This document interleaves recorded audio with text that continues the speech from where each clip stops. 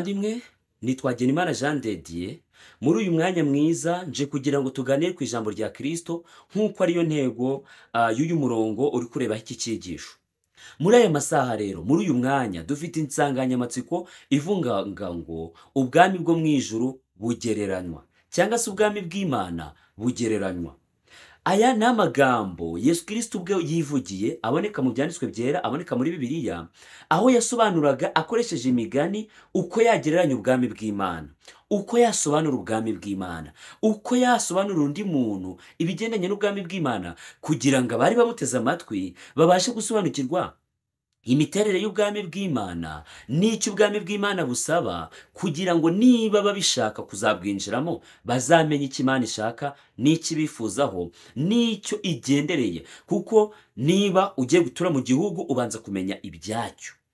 Nk'ubu ngubu ndabutse mfite intego yo kuvuga ngo nzatura mu gihugu runaka, wenda Leta Zunze Ubumwe za Amerika, wenda se Ubufaransa, wenda se Uganda, ndagenda nkabanza namenya ibyaho. Abaturage baho babaho gute, bitwara gute, barya ibiki, bakunda ibiki, banga ibiki, umuco wabo uteye gute, n'ibindi byinshi, kugira ngo manze icyambere nizere ko icyo gihugu nzagishobora kandi nzakijyemo ngikunze, nyishimiye, numva ko gihuza neza n'uburyo nanjye ntekereza n'ibyo nifuza.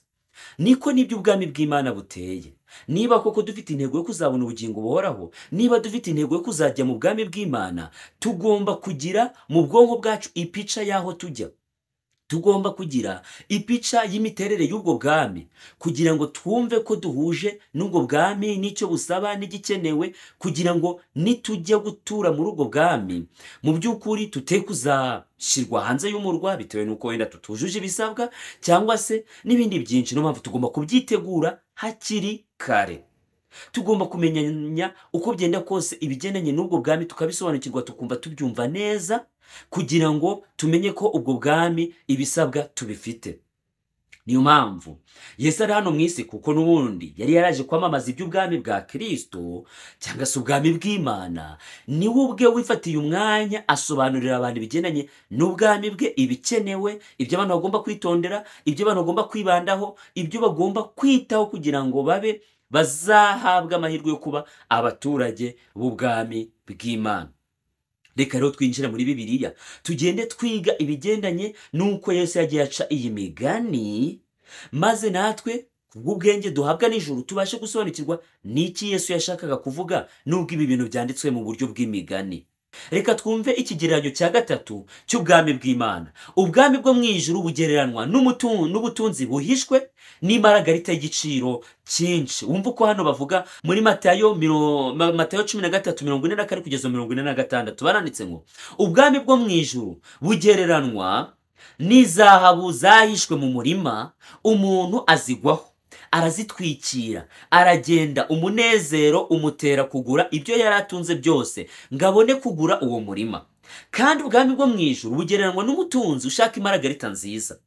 Abonye imaragarita imwe y'igiciro cyinshi, aragenda agura ibyo yari atunze byose ngo abone kuyigura.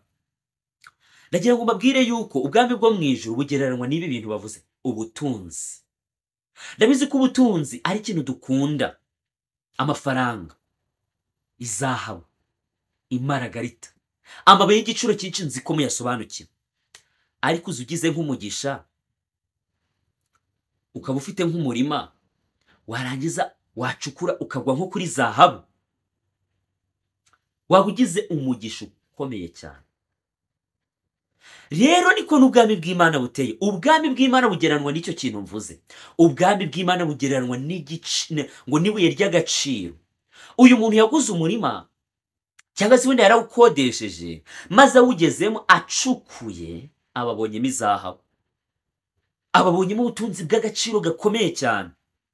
Maze kuko yari asobanukiwe n'umumaro w'ubu butunzi, aragenda yushusha nyir'umurima, aramubwira ati: wambabariye ukangurisha uriya murima wawe, wambabariye ko ndaguha n'amafaranga yose ukeneye, ariko uriya murima nkawubona.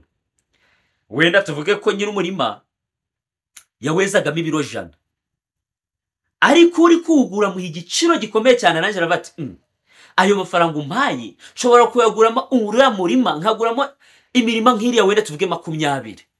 None ikimbuza kugurisha uwo murimo umwe kugira ngo nibone indi mirimo myinshi nanjye njye neza byinshi, yabyangira iki? Nta mpamvu nimwe yo kubyanga yari ihari, ariko ntabwo yari azi ibanga wa wundi uje kugura afite. Hari icyo yari yabonye muri uriya murima undi we atazi, ari nacyo cyateraga uyu nguyu kwemera gushora aya mafaranga yose kugira ngo abone wa murima. Hanyuma arangije yiyemeje kuba yagurisha n'ibyo atunze byose, yiyemeje no kuba yasigara amaramasa ariko akabona wa murima. Impamvu ni imwe, ese nuko ari ikigoryi? Nuko nta bwenge agira? Oya, ahubwo yamaje kubona amabuye y'agaciro muri wa murima, kandi azi ko namara kubona wa murima azahita ahinduka umutunzi utunze byose. Ngo kandi bigereranwa n'umuntu wabonye imaragarita ashaka ibuye ry'agaciro, ngo maze aribonye aragenda agurisha ibindi byose asigarana rya buye rimwe ry'agaciro. Niko n'ubwami bw'Imana buteye. Ndagira ngo nkubwire ko ubwami bw'Imana ni ubw'agaciro kurenza uko abantu babitekereza. Ubwami bw'Imana burenza agaciro kose ka hano mu isi. Ubwami bw'Imana, ariko tekereza ahantu abantu batarwara, badapfusha. Tekereza ahantu hataba urwango, ahantu haba amahoro masa, ahantu haba ibyiza gusa, ahantu hataba ubutaka bwajumbutse, ahantu hataba intambara, ahantu hataba abantu bakwangira ubusa bagutwara ibyawe, ahantu hataba icyaha, ahantu hataba ikibi. Ndagira ngo ubwire ko ibitekerezo byawe biribashije gusobanukirwa iby'ubwo bwami. Wagurisha ibyo utunze byose, wakwanga ibyo ufite byose, ugahitamo ikintu kimwe cyitwa ubwami bwa Kristo. Kandi ijambo ry'Imana rigaragaza ko iyo wemeye kwakira ubwami bwa Kristo, ubu bwakiranye n'ibindi byose byo mu isi. Iyo wakira ubwami bwa Kristo na bwa butunzi bwo mu isi ubu bufite. Iyo wakira ubwami bwa Kristo ubu ufite byose, ariko ikibabaje nuko abantu bo mu isi bakomeza gufata ubwami bwa Kristo nk'ikintu cyoroheje, nk'ikintu kitafite agaciro. Abamenye ibibanga ry'ubwo bwami bwa Kristo biteguye gutanga icyo bakenera cyo, icyakenerwa cyose, kugira ngo babugume muri ubwo bwami, kuko byonyine amahoro yo mu mutima bafite ntacyo bayishura. Hari abantu bajya bavuga imvugo ivuga ngo ibyishimo birahenda, ibyishimo birahenda. Umuntu aba yiteguye kwishura igikenewe cyose kugira ngo abone ibyishimo, niyo byaba iby'umunsi umwe, niyo byaba iby'isaha imwe. Indaya zishurwa ngahe? Menshi cyane. Nyamara umunezero zitanga umara igihe kingana iki? Ni gito cyane. Utubyiniro twishurwa amafaranga angana iki? Menshi cyane. Umunezero bitanga ungana iki? Muke cyane. Inzoga zishurwa amafaranga angana iki? Menshi cyane. Umunezero bitanga ungana igihe kingana iki? Gito cyane. Abantu batakaza amafaranga angana iki mu byo kurya bibangiriza? Menshi cyane. Umunezero bizana ungana iki? Muto cyane. Rero bavandimwe, ndagira ngo mbabwire ko ariko mu bwami bwa Kristo bizamara igihe kinini ndetse n'ibyiteka ryose. Iri banga ntabwo abantu benshi bararikurura ngo baryake. Igihe nasobanukirwaga iby'iri banga, numvise ko nta kintu na kimwe cyo mu isi gishobora kundutira ubwami bw'Imana. Kandi n'uyu munsi niko biri. Maze imyaka 10 niyeguriye Yesu Kristo, ariko nta gihombo na gito nigeze mbona. Ubutunzi bwose umuntu abasha gutekereza, umuntu abuhabwa mu mpano imwe yitwa igitambo cya Yesu Kristo. Ibibazo byose byo mu isi biba bikemutse. Nta muntu n'umwe urenda kugutera ubwoba. Ubuzi neza ko bifatanyije n'imbaraga zurusha ibindi byose ubushobozi. Ubuzi neza ko ubutunzi bwo mu isi bwose ari ubwawe. Igihe buzakenerwa Imana izabuguha nibiba ngombwa. Ubuzi neza ko uretse n'ibyo byo mu isi, niyo utabibona, byonyine guhabwa ubugingo buhoraho, cyangwa se n'amahoro duhabwa turi hano mu isi, n'umunezero duhabwa wo kwiyumvamo ko twanesheje icyaha, cyangwa se tukirwanya tukakinesha, kuba twumva ko Satani nta rutabe adufite, ubwabyo ni ibintu utabona amafaranga ubigura n'icyo byishura. Niyo mpamvu abasobanukiwe iby'iri banga bitegura gusiga byose kugira ngo bakurikire Kristo. Bitegura gusiga ibyo ari byo byose, icyubahiro cyo mu isi, kwishyira hejuru byo mu isi, n'ubutunzi bwo mu isi ntacyo baba babwiye. Baba batumbiriye ikintu kimwe gusa cyitwa ubwami bwa Kristo. Reka turebe urugero rw'umugabo umwe witwa Pawulo, tubona muri Bibiliya uko asobanura uburyo yaretse byose kugira ngo aronke Kristo. Tubibona mu Bafilipi igice cya 3:7 kugeza 8, baranditse ngo nyamara ibyarindamu yanjye nabitekereje ko ari igihombo ku bwa Kristo, ndetse n'ibintu byose mbitekereza ko ari igihombo ku bw'ubutunzi butagira akagero, aribwo kumenya Kristo Yesu, kubw'uwo nahombye ibyanjye byose, ndetse mbitekereza ko ari amase kugira ngo ndonke Kristo. Ngo yabitekereje ko ari iki? ko ari amase. Ibyo byo mu isi twiratana tukabikunda urukundo rwinshi, Pawulo we yabitekereje ko ari amase, ngo kubw'ubutunzi butagira akagero bubonerwa muri Yesu Kristo. Ibyo byo kwineza abantu iyo babwiye kwego Yesu Kristo barakubwira ati ubwo ngubwo niba nzabireka niba ngibi, akumva ko agiye mu bwami bubi ahantu habi. Hariho n'abambwira batayiga Mana we ati mwararenganye tubafitiye impuhwe, ariko nanjye nabareba nkumva mbafitiye impuhwe, kuko twebwe ibyo byaha twabibanjemo, twabibahayemo, twarabikoze, turabyiyunyuguza. Uwo munezero bitanga turawuzi. Iyo unyoye inzoga iyaba yakugumagamo wa munezero iguha ukakugumamo nk'imyaka 10, ariko ujya kuri toilette rimwe za nzoga zikazigushizemo ukongera ugasubira uko wari uri. Niyo wakwitera bya biyobyabwenge basubitera mu mubiri ukamara igihe kirekire, ni mu gihe gito bibamaje kugushiramo ukongera ugasubira uko wari uri. Niyo waryamana n'umugore ukunze wa wundi vuga uti Mana we uyu ni impura nawe, ibintu byose biraba bikemutse, ni iminota mike cyane, n'ubundi ukongera ukamera nk'uko wari umeze, nta kintu bimaze. Umuntu afata ibyo kurya akabati Mana we ibi biryo nimbigeraho ndabirya numva uko mbaye. Urabirya ariko mu kanya gato ujya kuri toilette bikongera bikagushyiramo ukongera ugakenera. N'ibindi byose abantu binezeza mu byo mu isi ni ibintu bishira, ni ibintu bihora ahubwo bigusaba, kandi mu kanya gato bigahita bitangira no kuzana ingaruka z'uko wabigiyemo. Wateye umukobwa inda, wariye ibyo kurya bitafite umumaro, none za obesite n'indwara z'umutima zirakwatatse. Mu kanya kwa kwinezeza kwawe ko kujya mu kabyino no kunywa inzoga nyinshi bikaguteza ubukene, bikaguteza ibyago n'amakuba impande zose, ukabaho ubabaye nyamara waribwiraga kuri kwinezeza. Ariko ibyo mu bwami bwa Kristo, Imana ikintu cya mbere iheraho nuko kukuramo umutima wa kamere, ugutera kwifuza ibyo bintu bitagira umumaro, maze ukabona amahoro, ukagira umutekano, ukagira nabyitake ntabwo nzi uko nabisobanura. Pawulo we yabyise ngo ibyo mu isi nabitekereje nk'amase, nabitekereje nk'ibintu bitagira umumaro, ubw'ubutunzi butagira akagero bubonerwa muri Yesu Kristo. Icyo ngusaba nuko Imana yafungura ibitekerezo byawe ukabona ibintu mu mujyo mwiza, ntukomeze gufata ibyo mu isi n'ubutunzi bwo mu isi no kwinezeza byo mu isi nk'ibintu bifite umumaro bifite umumaro cyangwa se by'ingirakamaro. Turebe ikigeranyo cya 4 kiravuga ngo ubwami bwo mu ijuru bugeranwa n'umutunzi wahariye umwenda umugaragu we. Ubwami bwa Kristo ni ubwami bw'imbabazi. Umva hano muri Mateyo 18 umurongo wa 23 kugeza wa 27 n'uwa 32 kugeza wa 34 uko havuga. Baranditse ngo nicyo gituma ubwami bwo mu ijuru bugereranwa n'umwami washatse kubarana n'abagaragu be umubare w'ibyo yababikije.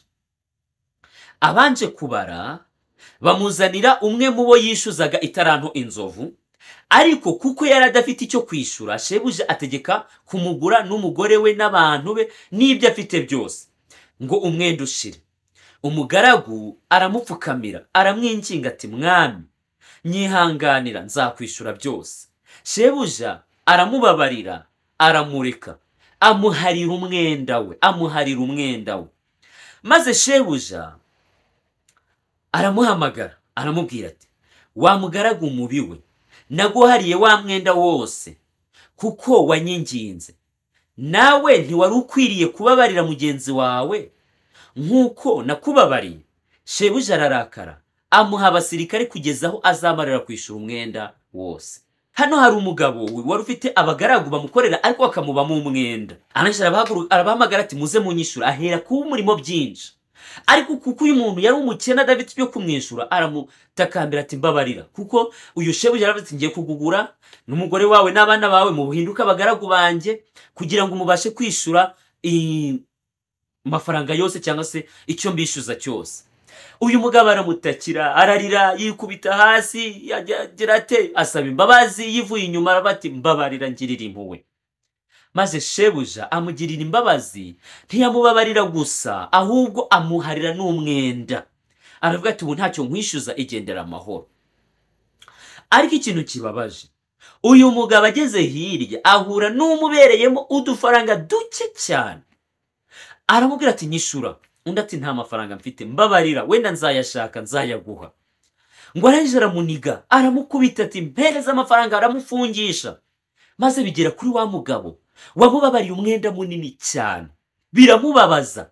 Arangije aramuhamagara ati niko nkubabarira umwenda ungana kuriya, nurangiza ubone umugaragu mugenzi wawe umwishyuza utuntu duke nka turiya umushirishe mu nzu y'imbohe, nawe niba gushyire mu nzu y'imbohe uzava mu nzu y'imbohe umajije kunyishura byose. Ubu ni ubwami bwa Kristo. Uyu ni umugani ugiranye ubwami bwa Kristo. Ubwami bwa Kristo ni ubw'imbabazi. Imana itatugiriye imbabazi nta nubwo twe dukwiriye kubwinjiramo, kubera yuko turi abanyabyaha kandi Imana itwishuje ibigendanye n'ibyaha twakoze. Ijambo ry'Imana ravuga ngo umunsi wakiriyeho no gupfa uzagira gute? Uzapfa. Ibihembo by'ibyaha ni iki? Ni urupfu. Muri make Imana itwishuje umwenda tubereyemo Imana ku bw'ibyaha twakoze ni urupfu, twahita twicwa.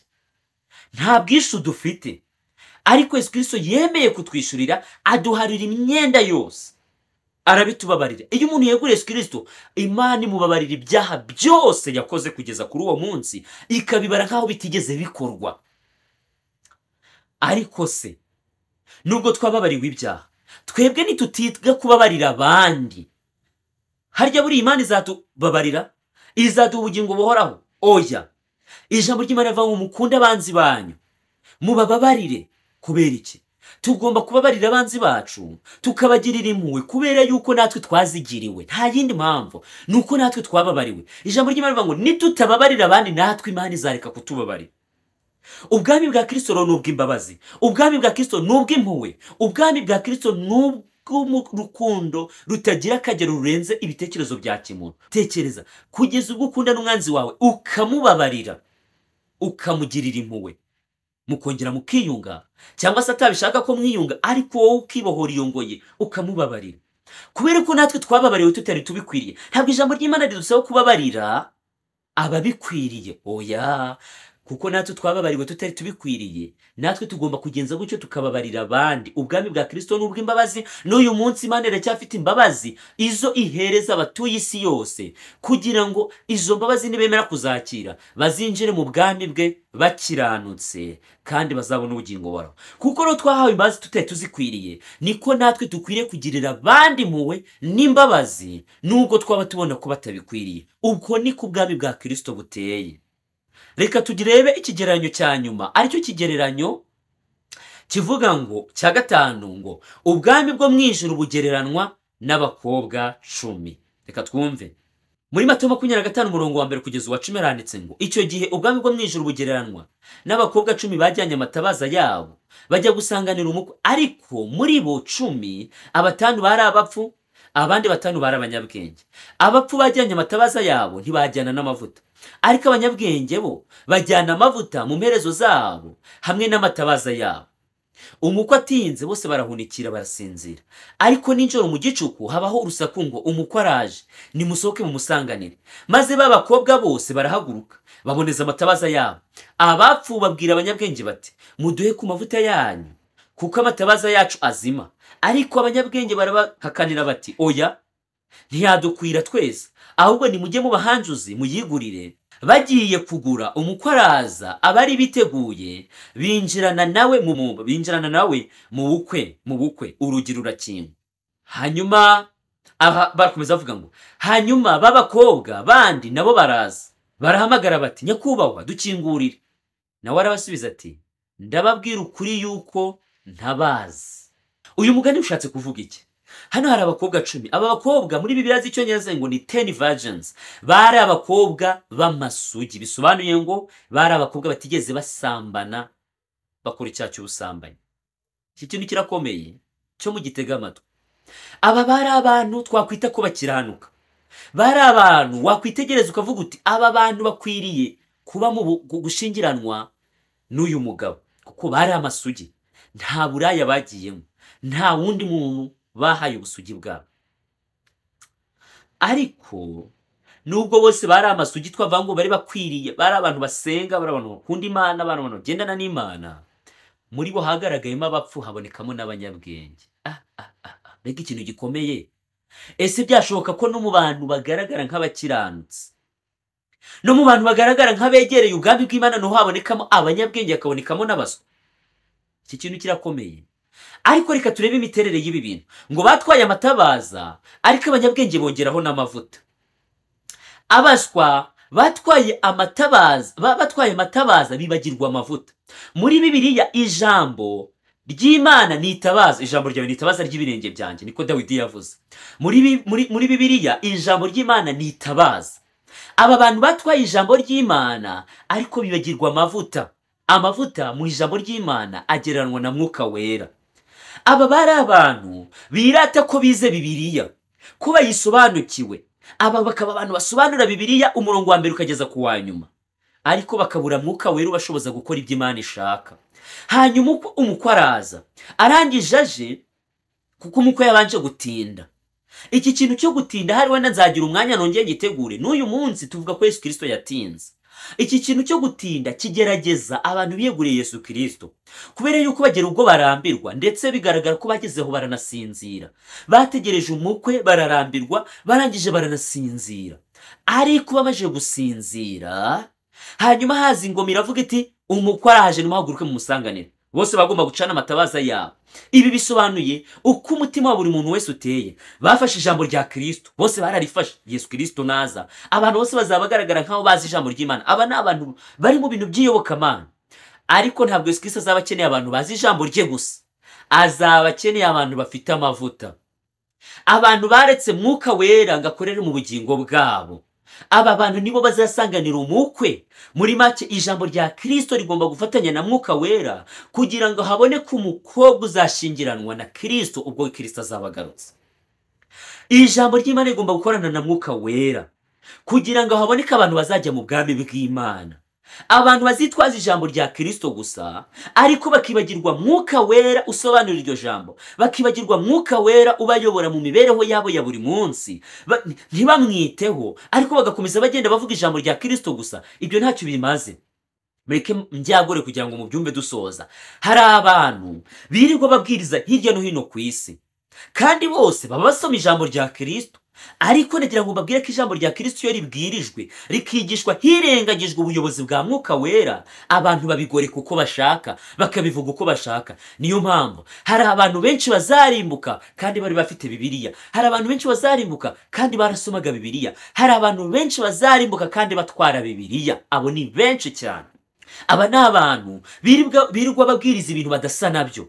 Ni abantu birirwa bavuga ibintu badasa nabyo. Bakirirwa babwiriza abantu urukundo nyamara ntarwo bafite. Bakirirwa babwiriza abantu kureka ingeso mbi nyamara nabo bari mu ngeso mbi. Bakirirwa babwiriza abantu kureka ubusambanyi babukora. Bakirirwa babwiriza abantu kureka inzoga bazinywa. Bakirirwa babwiriza abantu kureka urwangano barufite. Bakirirwa babwiriza abantu kureka ubujura nyamara nabo ari abajura. Bakirirwa babwiriza abantu kureka kwikunda bikunda. Bakirirwa babwiriza abantu kureka ingeso mbi zo mu buryo bwose nyamara nabo imico yabo idasobanutse. Ikintu kimwe gishoboza umuntu kuba umukiranutsi ni Mwuka Wera ukorera mu mutima, yego agakorana na rya jambo rya Kristo yize, ariko rigahindura imibereho ye kugeza ubwo asa na Kristo. Abakobwa batari bafite amavuta barabwiye ngo mugende mujye kuyishakira. Ku munsi w'amateka abantu bazasanga hari ibintu byinshi babura, bazagerageza gushaka ukuntu hari babigeraho, ariko ntibizaba bigishoboka kuko igihe bazavuga ngo bagiye kubishaka, umukwe azajyana bari biteguye, abatiteguye bazasigara inyuma. Igihe bazakomanga ku rugi bazabwirwa ngo nimugende, ntabwo nigeze kubamenya, simbazi, nta nubwo nzi naho muturutse. Ndagira ngo rero mvuge iki, ntabwo ku munsi w'amateka ari wo munsi wo kwitegura kugaruka kwa Yesu. Ku munsi w'amateka ni umunsi wo kwinjira mu bwami bw'Imana. Igihe cyo kwitegura kugaruka kwa Yesu ni uyu munsi. Uyu munsi nibwo tugomba kwimenyereza iby'ubwami bw'Imana, tukemera Mwuka w'Imana agakora mu bugingo bwacu. Icyo aducyashye tukemera kukireka, icyo tweretse ko ari inzira y'ukuri tukemera kukigenderamo, icyo tweretse ko ariko kuri tukakigenderamo. Ibintu byo kwirwanirira no kwihagararaho no kugendera ku bitekerezo byacu no ku bwenge bwacu no kwiyita abanyabwenge no kwigira abahanga, nta kintu na kimwe bizadufasha, ntabwo bizatuma twinjira mu bwami bw'Imana. Niyo mpamvu basaba ngo mutunge ijambo rya Yesu Kristo, ariko mwumvire no kurarika kwa Mwuka Wera gukorana n'ijambo ndetse kugashaka no gukorana n'umutima. Nimwegurire Kristo imitima yanyu, nibwo mutazabarwa nk'abakobwa batanu b'abapfu batinjiye mu bwami bw'Imana. Iki kintu mucyumve. Abakobwa bose bari amasugi, nta kibazo bari bafite. Bisobanuye ngo bari abantu bigaragara urebeye inyuma ko bakwiriye kubana n'iki n'uriya mugabo n'uriya mukwe. ariko uriya mukwe yari afite strategy zo kumenya gutoranya abakobwa b'abanyabwenge abakuyemo. kuba uri isugi ntibisobanuye ko ugomba kushobora kubaka urugo. No mu bitekerezo byacu bisanzwe, no mu mikorere yacu isanzwe, ntabwo umugore mwiza igice akeneweho gusa ari ukuba ari isugi, hari n'ibindi byinshi akeneweho. Niko rero n'ibi bisobanurwa. Kuba bari amasugi ni byiza, ariko bari bakeneweho kuba ari abanyabwenge. Abanyabwenge rero ni abahe? Ni abatwara ijambo rya Kristo kandi bakagira na mwuka wera ukorana n'ibitekerezo byabo, bakemera kuyoborwa n'Imana, bayoborwa n'ijambo rya Kristo rikorana na mwuka w'Imana kugira ngo bazinjire mu bwami bw'Imana.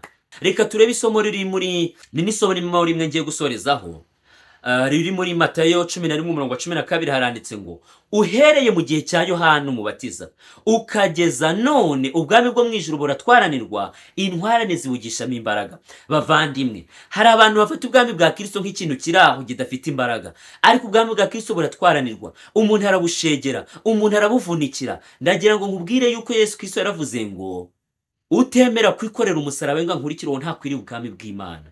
Emera wikorera umusaraba. Abantu mushaka guca mu irembo ryoroheje, ijambo ry'Imana rivuga ngo kujya mu bwami bw'Imana ni uguca mu irembo rifunganye.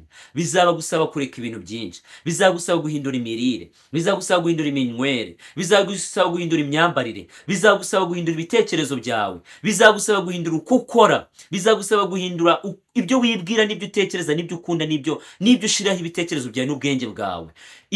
Ibigendanye n'ubwami bwa Kristo si ibintu biri aho ngaho byoroheje.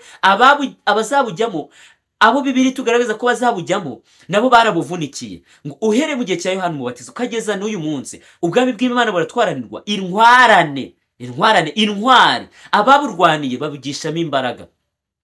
Bikenewe ko tubwitangira, bikenewe ko tuvunika, bikenewe ko tugira ibintu byinshi bitubabaza tureka, n'ibindi byose. Inshuti nziza twakundaga tukazireka, ibyo kurya byinshi twakundaga tukabireka, ibintu byinshi twakundaga kwinezeza n'ibindi byose, tukemera kwakira bwa butunzi butagira akagero bubonerwa muri Yesu Kristo. Uko niko Yesu yasobanuye ubwami bwe, uko niko Yesu yasobanuye ubwami bwa Kristo. Icyo ngusabira ni uko wagira amahitamo meza ukazinjira muri ubu bwami bukomeye, bwami bw'icyubahiro. Reka dusenge dusoza. Mwami Imana, Mana ikiranuka, nshize aba bantu bumvise iri jambo mu biganza byawe, ubayobore mu kugira amahitamo akwiriye, kandi nanjye ubwanjye wigisha amagambo ukomeze kumpa ubushobozi bwo kugira amahitamo akwiriye. Mbisabye nizeye mu izina rya Yesu, amen.